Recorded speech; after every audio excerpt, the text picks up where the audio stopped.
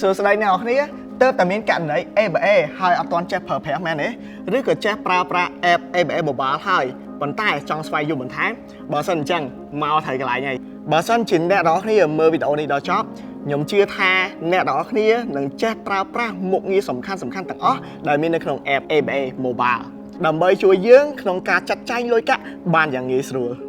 តែបើសិនជាអ្នកមានចម្ងល់ទៅលើមុខងារជាក់លាក់ណាមួយពីកម្មវិធី ABA Mobile អ្នកនរគ្នាអាចឆែកតារាងពេលវេលាដែលពួកយើងបានដាក់ជូនដើម្បីចូលទៅវិធានបទដែលអ្នកនរចង់ដឹងដំបូងបើសិនជាយើងអត់ទាន់មានករណី ABA ទេយើងអាចបើកករណី ABA បានមិនបាច់បារម្ភទេយើងត្រូវការពេលត្រឹមតែ2នាទីតែប៉ុណ្ណោះអ្វីដែលយើងត្រូវការគឺត្រឹមតែអត្តសញ្ញាណប័ណ្ណសញ្ជាតិខ្មែរមួយដែលមានសុពលភាពអញ្ចឹងបើសិនជាអ្នកអត់ទាន់មានករណី ABA ទេអាចស្គប់វីដេអូនេះសិនដើម្បីចូលទៅមើលវីដេអូណែនាំពីវិធីបើកករណីរហ័សតាម link ក្រោមវីដេអូមួយនេះអញ្ចឹងសម្រាប់អ្នកដែលកំពុងតែបន្តមើលខ្ញុំសន្មតថាអ្នកនរគ្នាមានករណី ABA រួចហើយកន្លែងនេះខ្ញុំសូមបញ្ជាក់ថា ABA Mobile តែងតែធ្វើការអាប់ដេតទៅលើមុខងាររបស់ពួកគាត់ថ្មីជានិច្ចអញ្ចឹងបើសិនជាមានមុខងារណានៅក្នុងវីដេអូនេះមានការអាប់ដេត ABA នឹងធ្វើការបញ្ជាក់នៅផ្នែកនោះឥឡូវកុំឲ្យរងចាំយូរតោះយើងទៅមើលវីដេអូថ្ងៃនេះទាំងអស់គ្នាដែលយើងនិយាយអំពីការប្រើប្រាស់ ABA Mobile ឲ្យដូចជាអ្នកជំនាញឥឡូវយើងទៅមើលប៊ូតុងនីមួយៗដែលនៅលើ Home Screen គណនីគឺជាកន្លែងដែលយើងពិនិត្យចំនួនទឹកប្រាក់ដែលយើងមានក៏ដូចជាឆែកលេខ9ខ្ទង់របស់គណនីយើងអ្វីដែលកាន់តែពិសេសគឺយើងអាចបង្កើតគណនីថ្មីបន្ថែមបានច្រើនដែលឥតគិតថ្លៃទៅតាមគោលបំណងដែលយើងត្រូវការយើងអាចចុចទៅលើគណនីណាមួយដើម្បីឆែកមើលប្រវត្តិប្រតិបត្តិការក៏ដូចជាលុយចេញចូលរបស់គណនីទាំងអស់នោះកាតបើសិនជាអ្នកនរគ្នាមានកាតធនាគារ ABA រួចហើយកន្លែងនេះគឺជាកន្លែងដែលយើងធ្វើការកំណត់ទៅលើកាតរបស់យើងដូចជាការកំណត់ចាយវាយប្រចាំថ្ងៃការបដូរលេខសម្ងាត់ក៏ដូចជាការបង្កកកាតនៅពេលដែលយើងបាត់ឬក៏ត្រូវគេលួចហើយយើងអាចបើកដំណើរការកាតរបស់យើងមកវិញនៅពេលដែលយើងរកឃើញកាតរបស់យើងវិញនៅកន្លែងនេះយើងអាចបង្កើតកាតឥណពន្ធថ្មីយើងអាចឲ្យក្រុមការងារ ABA ដឹកយកកាតឲ្យយើងដល់ទីតាំងឬក៏យើងអាចទៅយកកាតនៅសាខាឬក៏យើងអាចទៅយកនៅម៉ាស៊ីនចេញកាតភ្លាមផ្ទាល់តែម្ដងបន្ថែមពីនេះយើងក៏អាចបង្កើតកាតនិមិត្តបានភ្លាមដើម្បីទិញអីវ៉ាន់ក៏ដូចជាប្រើប្រាស់សេវាកម្មតាមអនឡាញដោយសុវត្ថិភាពនិងមិនអស់ថ្លៃសេវាទូទាត់ប្រាក់នេះគឺជាមុខងារដ៏ពេញនិយមបំផុតនៅក្នុងកម្មវិធី ABA Mobile ព្រោះកន្លែងនេះគឺជាកន្លែងដែលយើងធ្វើការទូទាត់តម្រូវការចាំបាច់ប្រចាំថ្ងៃរបស់យើងមានដូចជាការបញ្ចូលលុយទូរស័ព្ទការបង់អ៊ីនធឺណិតថ្លៃទឹកថ្លៃភ្លើងថ្លៃសម្រាមថ្លៃសាលាការកំសាន្តក៏ដូចជាការបរិច្ចាគនិងសេវាកម្មផ្សេងទៀតដែលមិនចាំបាច់ខាត់ពេលវេលាចេញទៅក្រៅបង់ផ្ទាល់នោះទេគណនីថ្មីនេះគឺជាកន្លែងសម្រាប់ឲ្យយើងបង្កើតគណនីថ្មីបន្ថែមទៀតទៅតាមតម្រូវការផ្ទាល់ខ្លួនរបស់យើងមានដូចជាការបើកគណនីថ្មីដែលមានរូបិយប័ណ្ណផ្សេងគ្នាលេខគណនីពិសេសដែលងាយស្រួលចាំក៏ដូចជាគណនីការកំណត់ដើម្បីសន្សំប្រាក់ជាមួយអត្រាការប្រាក់ខ្ពស់យើងអាចចុចទៅលើប្រភេទគណនីនីមួយៗដើម្បីដឹងបន្ថែមពីភាពខុសគ្នារបស់គណនីទាំងនោះផ្ញើប្រាក់ទៅ ATM ជាមួយនឹងមុខងារនេះយើងអាចដកប្រាក់ពី ATM ដោយមិនបាច់ប្រើកាតហើយយើងក៏អាចប្រើមុខងារនេះដើម្បីផ្ញើប្រាក់ទៅឲ្យសាច់ញាតិបងប្អូនមិត្តភ័ក្តិឬក៏នរណាគេម្នាក់ទូទាំងប្រទេសងាយស្រួលទេដោយគ្រាន់តែចុច e-cash បញ្ចូលចំនួនទឹកប្រាក់ដែលពួកគាត់ចង់ផ្ញើហើយផ្ញើលេខកូដទៅឲ្យអ្នកទទួលពេលនោះពួកគាត់អាចធ្វើការដកសាច់ប្រាក់បានហើយដោយគាត់គ្រាន់តែទៅ ATM បន្ទាប់មកចុច e-cash នៅលើអេក្រង់បន្ទាប់មកវាយលេខកូដដែលអ្នកផ្ញើបានផ្ញើឲ្យគាត់នឹងទទួលបានសាច់ប្រាក់ភ្លាម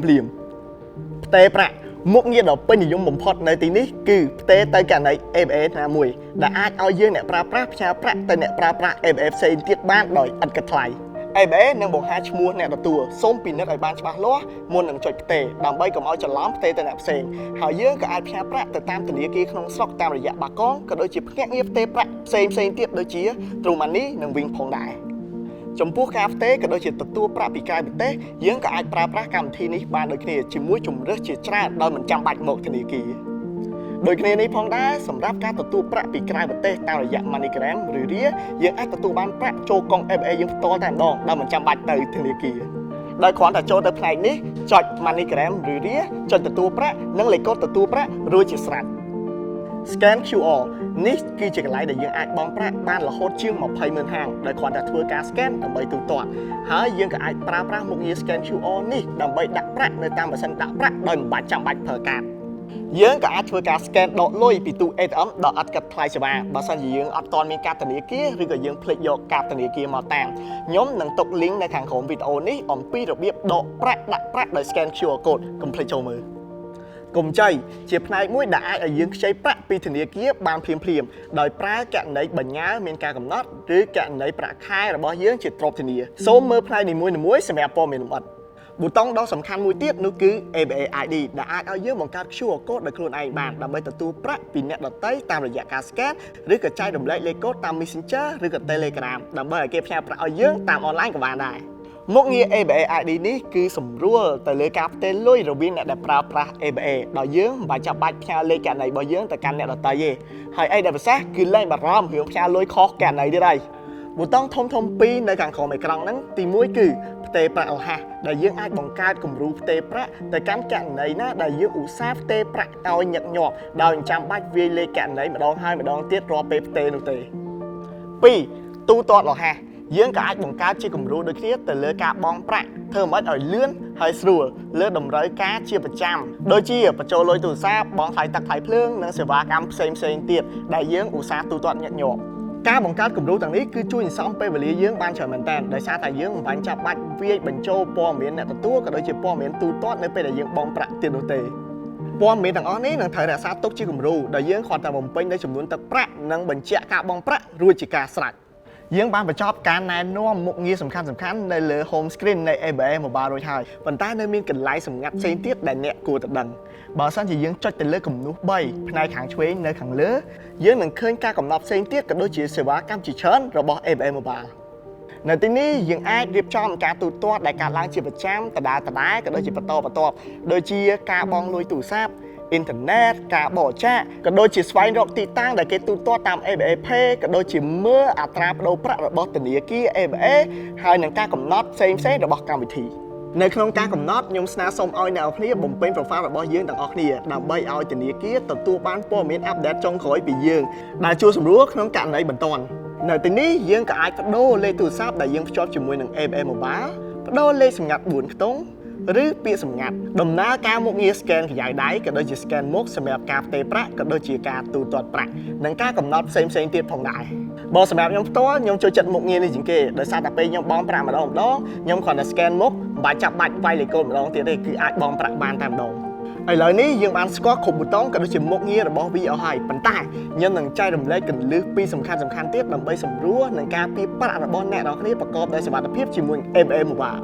គន្លឹះទី1យើងមិនត្រូវចែករំលែកឬក៏ប្រាប់ព័ត៌មានសំខាន់ដែលតាក់ទងជាមួយ account យើងទេមានដូចជាលេខសម្ងាត់4ខ្ទង់ពាក្យសម្ងាត់ឬក៏លេខកូដដែលយើងបានពិសាទោះបីជាមានអ្នកខលមកប្រាប់យើងថាជាបុគ្គលិក ABA ក៏ដោយសូមអ្នកនរគ្នាចាំថាបុគ្គលិក ABA នឹងមិនមានអ្នកណាម្នាក់សួររកតាក់ទងជាមួយព័ត៌មានសំខាន់ទាំងអស់នោះទេបើសិនជាមានគេសួរបានន័យថាគេចង់បោកយើងហើយបើសិនជាបុគ្គលិកធនាគារចង់សួរតាក់ទងជាមួយការផ្ទៀងផ្ទាត់ប្រតិបត្តិការកាតរបស់យើងត្រូវចាំថាពួកគេនឹងសួរតែលេខកាត4ខ្ទង់ដំបូងនិងលេខ4ខ្ទង់ចុងក្រោយតែប៉ុណ្ណោះគន្លឹះ2យើងទាំងអស់គ្នាសិតតែដឹងថាលុយពិតជាសំខាន់ហើយវាពិបាករកអញ្ចឹងមុននឹងចុចផ្ទេរសូមពិនិត្យឈ្មោះក៏ដូចជាលេខគណនីឲ្យបានច្បាស់លាស់បើសម្រាប់ខ្ញុំពិតជាលើកទឹកចិត្តឲ្យអ្នកនរគ្នាប្រើប្រាស់ជាមួយ ABA ID ដើម្បីទទួលក៏ដូចជាផ្ទេរប្រាក់លើពីនេះសូមប្រុងប្រយ័ត្ននៅពេលដែលអ្នកចំណាយប្រាក់តាមអនឡាញត្រូវចាំថាយើងគួរតែចាយទៅលើ website ណាដែលយើងទុកចិត្តបានហើយអីដែលសំខាន់យើងក៏អាចធ្វើការកំណត់ទៅលើកាតដូចដែលខ្ញុំបានបញ្ជាក់ខាងលើនៅ ABA សុវត្ថិភាពទឹកប្រាក់របស់អ្នកនរគ្នាគឺជាអាទិភាពចម្បងរបស់ពួកយើងដូច្នេះហើយទើបធ្វើឲ្យធនាគារ ABA ត្រូវបានទទួលស្គាល់និងទុកចិត្តដល់អតិថិជនជាង2លាននាក់បើសិនជាមានបញ្ហាណាមួយពាក់ព័ន្ធជាមួយនឹងគណនីរបស់អ្នកនរគ្នាអាចធ្វើការផ្ញើសារចូលមកកាន់ Facebook Page របស់ធនាគារ ABA ក៏អាចទូរស័ព្ទមកកាន់លេខ098 203 203